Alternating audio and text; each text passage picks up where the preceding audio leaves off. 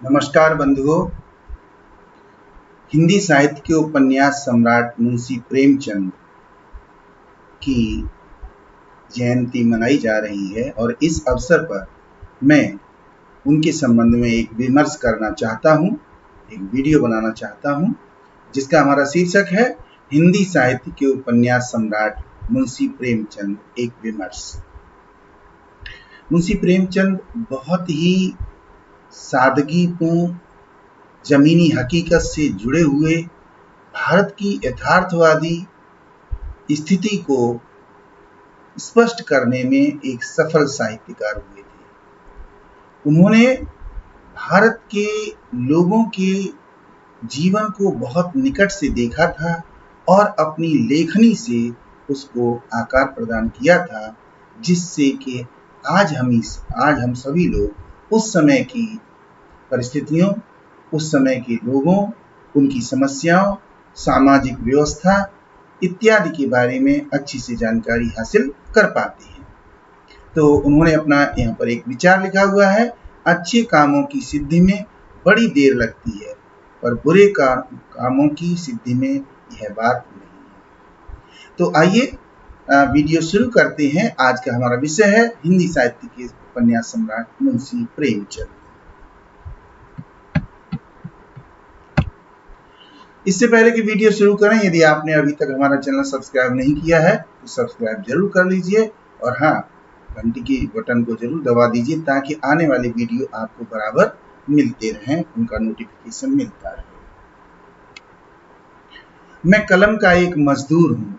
जिस दिन मैं कुछ ना लिखूं उस दिन मुझे रोटी खाने का कोई हक नहीं है।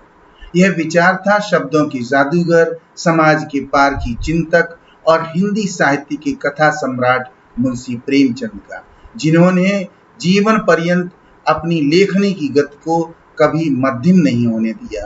उन्होंने हिंदी साहित्य में उपन्यास, कहानी, नाटक, बाल साहित्य, निबंध, पटकथा, कविताएं तथा अनुवाद आदि अनेक विधाओं में रचनाएं लिखकर हिंदी साहित्य को समृद्ध बनाया। आपने भारतीय समाज में विद्यमान अंधविश्वासों, कुरीतियों, अव्यवस्थाओं तथा मतभेदों का यथार्थ रूप में विभिन्न शैलियों में प्रभावी प्रस्तुतिकरण कर लोगों की आंखें खोलने और सुधार की पृष्ठभूमि तैयार कर नवीन मार्ग प्रशस्त किया।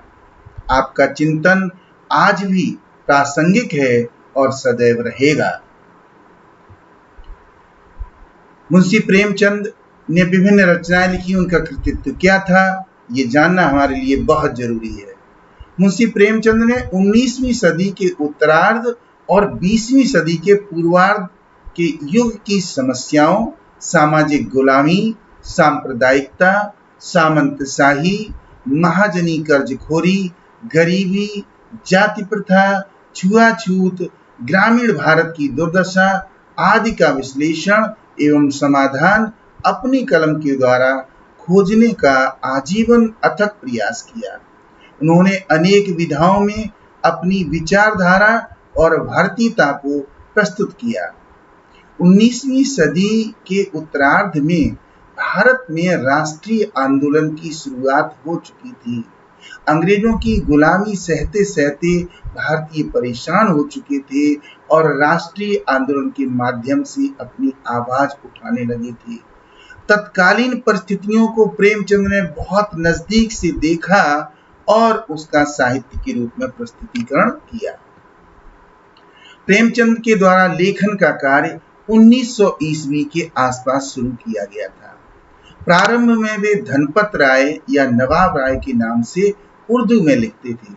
रामविलास शर्मा के अनुसार उनकी पहली रचना अपने मामा जी के प्रेम के संबंध में थी, जो प्रकाशित न हो सकी। 1908 में उनका पहला कहानी संग्रह सोजे वतन प्रकाशित हुआ। अंग्रेजों ने समाज को भड़काने का आरोप लगाकर पुस्तक पर प्रतिबंध लगा दिया और साथ ही भविष्य में ऐसा न लिखने की चेतावनी भी दे दी। तब धनपत राय ने दया नारायण निगम के परामर्श पर अपना नाम बदल दिया और धनपत राय के स्थान पर प्रेमचंद के नाम के रूप में उसे बदलकर हिंदी साहित्य में लिखना शुरू कर दिया और फिर पीछे मुड़कर नहीं देखा। कहने का तात्पर्य है कि प्रेमचंद ने उर्दू में जो अपनी रचनाएं लिखी थी वे धनपत राय के नाम से लिखी थी और हिंदी में उन्होंने अपना नाम बदलकर प्रेमचंद रख करके साहित्य सृजन किया। अब प्रेमचंद की रचनाओं के बारे में हम बात करेंगे तो सबसे पहले, जैसा कि उनको उपन्यास सम्राट कहा जाता है, तो हम देखेंगे कि आखिर उन्होंने कौन कौन से प्रमुख उपन्यास लिखे थे जो भारतीय समाज को एक नई दिशा देने में समर्थ हो सके। तो 1903 ईस्वी में असरारे माविद पहली प्रकाशित रचना मानी जाती है, जो आवाज ए खल्क नामक पत्र था। उसमें 1903 ईस्वी से 1905 ईस्वी तक एक धारावाहिक के रूप में प्रकाशित हुई थी। बाद में हिंदी में यही रचना देवस्थान रहस्य के नाम से प्रकाशित की गई थी। तो ये इनका पहला उपन्यास माना जाता है जो कि धारावाहिक के रूप में आया था। इसके बाद हम खुरमा व हम सवाब, इसका प्रकाशन 1907 ईस्वी में हुआ था, जिसका हिंदी में रूपांतरण प्रेमा के नाम से किया गया है और इस उपन्यास में भी भारतीय समाज का चित्रण किया गया है। किसना 1907 में प्रकाशित दूसरी रचना थी इनकी, जो जमाना नामक पत्र चलाया था मुंशी प्रेमचंद ने, उसमें प्रकाशित हुई थी। तो किसना इनका अगला उपन्यास था। इसके बाद रूठी रानी, यह रचना भी 1907 में जमाना में ही प्रकाशित हुई। अप्रैल से लेकर अगस्त तक एक धारावाहिक के रूप में भी इसको प्रकाशित किया गया था। सोजे वतन वैसे तो ये 1908 ईस्वी में प्रकाशित कहानी संग्रह था, लेकिन इस कहानी संग्रह में इस तरीके से बड़ी बड़ी कहानियों को जोड़ा गया था कि वो भी एक उपन्यास का रूप ले रहा था। इस पुस्तक पर ब्रिटिश सरकार ने रोक लगा दी थी, जैसा कि हमने पहले ही बताया, क्योंकि ये देशभक्ति से ओतप्रोत रचनाओं को इसमें शामिल किया गया था। जलवए ईसार 1912 ईस्वी में ये रचना प्रकाशित की गई थी और ये उर्दू में प्रकाशित रचना थी, जिसका विभिन्न भाषाओं में बाद में रूपांतरण किया गया था। सेवा सदन 1918 ईस्वी में प्रकाशित ये हिंदी का पहला उपन्यास माना जाता है। हालांकि इससे पहले जो रचनाएं लिखी हैं वो ज्यादातर रचनाएं उर्दू में लिखी गई थी। तो सेवा सदन को पहला हिंदी उपन्यास माना जाता है और इसे पहले उर्दू में बाजार ए हुस्न के नाम से लिखा गया था। इस रचना में बनारस की महिलाओं का वर्णन किया गया है, जिसमें भारत में महिलाओं की दुर्दशा का चित्रण किया गया है कि किस तरीके से उनका बाल विवाह किया जाता है, किस तरीके से वो विधवा हो जाती हैं और विधवाओं के साथ कैसा अत्याचार किया जाता है, किस तरीके से उनको एक विलासिता की वस्तु समझकर उनका उपयोग किया जाता है और कौन कौन सी ऐसी स्थितियां हैं जिनसे कि होकर महिलाएं गुजरती हैं और इंसान होने के बावजूद भी वो जानवरों जैसा जीवन उनको व्यतीत करना पड़ता है। इन सारी चीजों का वर्णन इस सेवा सदन में किया गया था। अगला उपन्यास था प्रेमाश्रम 1922 ईस्वी में प्रकाशित।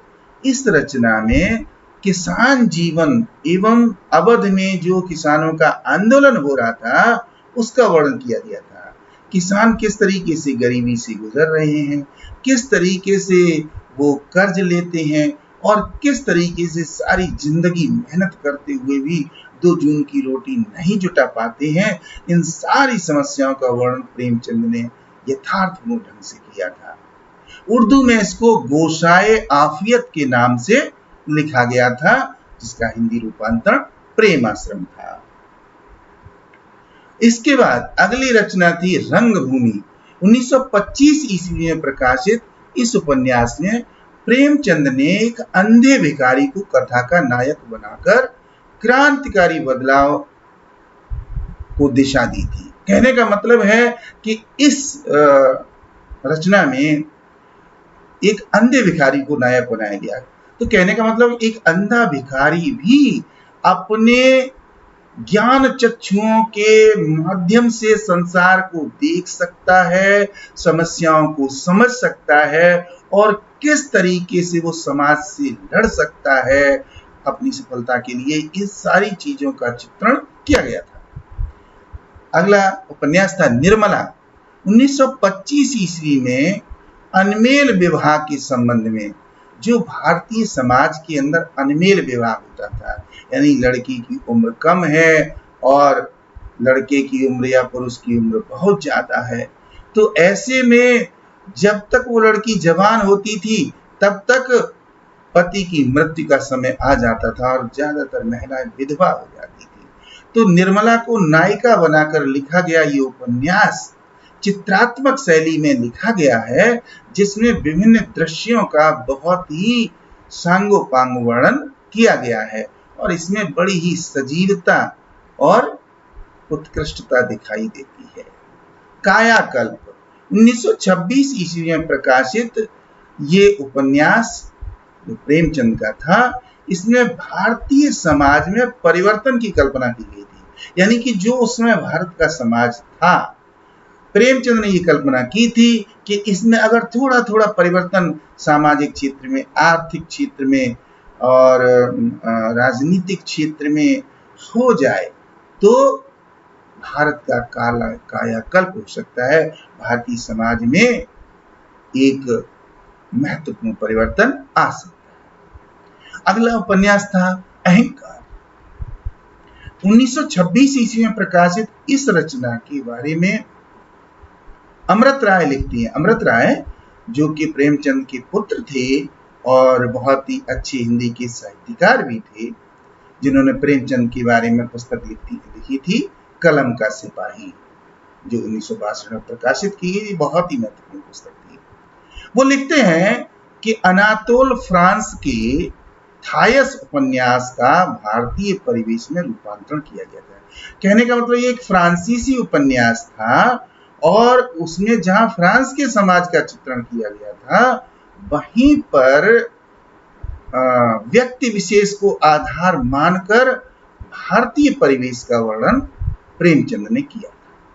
प्रतिज्ञा 1927 ईस्वी में विधवा जीवन की समस्याओं को उजागर करने के लिए प्रेमचंद ने ये उपन्यास लिखा था। यानी प्रतिज्ञा उपन्यास में प्रेमचंद ने भारतीय समाज में जो बड़ी संख्या में विधवाएं महिलाएं होती थी, विधवा महिलाएं हुआ करती थी, उनको किस तरीके से सामना करना था। वो अच्छा भोजन नहीं कर सकती थी, वो अच्छी वस्त्र नहीं पहन सकती थी, वो बाल नहीं रखा सकती थी, वो श्रृंगार नहीं कर सकती थी, वो सार्वजनिक कार्यों में भाग नहीं ले सकती थी, वो धार्मिक कार्यों में भाग नहीं ले सकती थी और उनको देखने से समाज के लोग अपने आप को श्रापित महसूस करते थे। ऐसी विधवाओं का वर्णन प्रतिज्ञा उपन्यास में प्रेमचंद ने किया था।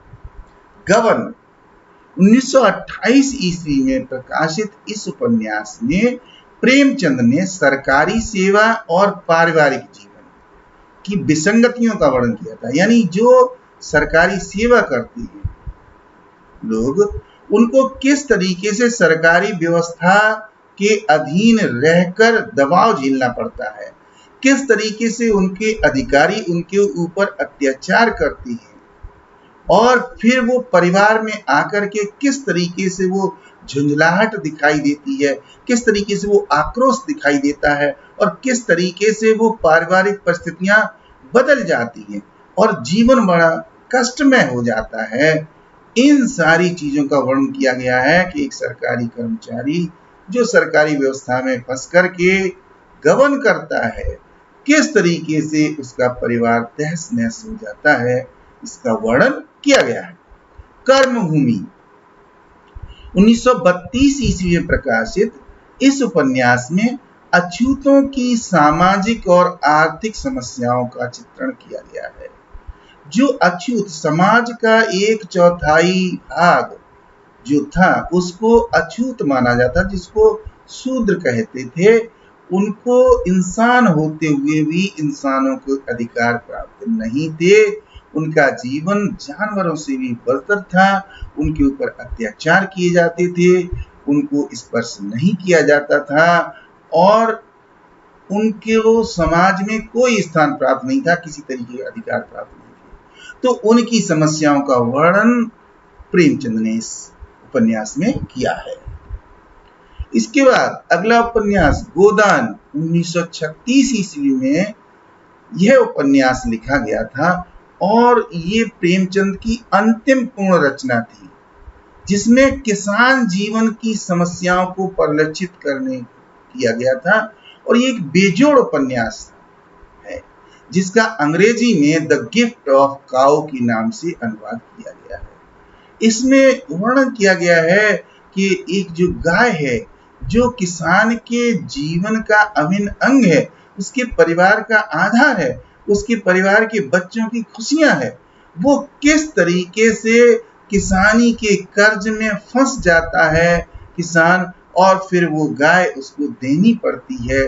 तो वो व्यवस्था जो भारतीय समाज की है, जिसमें रहकर किसान विभिन्न समस्याओं का सामना करता है, वो इस उपन्यास के माध्यम से समझाया गया है।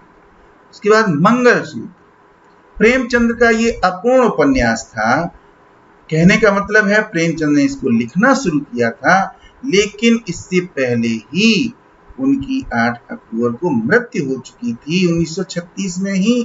तो बाद में उनके पुत्र अमृत राय ने इसको पूरा किया था और 1948 ईस्वी में इसको प्रकाशित करवाया था।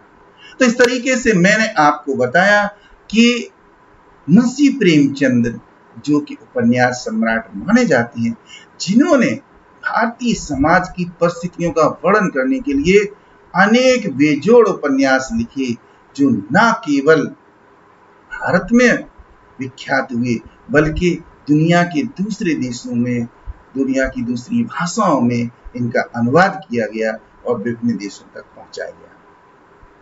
और आपको बहुत ही महत्वपूर्ण बात मैं ये बताऊं कि प्रेमचंद की मृत्यु के बाद इन उपन्यासों पर विभिन्न फिल्में बनी हैं और विभिन्न धारावाहिक बने हैं, जिन्होंने भारतीय समाज को एक नवीन दिशा देने का प्रयास किया है। तो इस तरीके से मुंशी प्रेमचंद एक सफल उपन्यास लेखक थे, जिनको हिंदी साहित्य में उपन्यास सम्राट के नाम से जाना जाता है। उम्मीद करता हूं कि आपको ये वीडियो पसंद आया होगा, जिसमें मैंने मुंशी प्रेमचंद के महत्वपूर्ण उपन्यासों की जानकारी आप तक पहुंचाई है।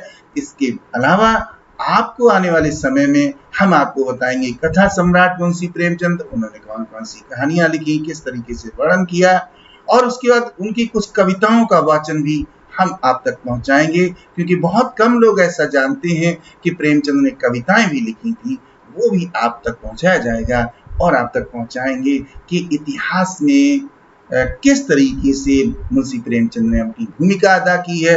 उनको युग पुरुष कहा जाता है और 1900 से ईस्वी से लेकर के 1936 ईस्वी तक का काल जो है वो प्रेमचंद के युग के नाम से जाना जाता है। आपने हमारा वीडियो देखा, इसके लिए बहुत बहुत आभार, धन्यवाद। इसी तरीके से आप हमारे आने वाले वीडियो देखते रहिए और अपने अध्ययन को जारी रखिए। तब तक के लिए best wishes to all of you. Thank you very much. Good luck, goodbye, जय हिंद।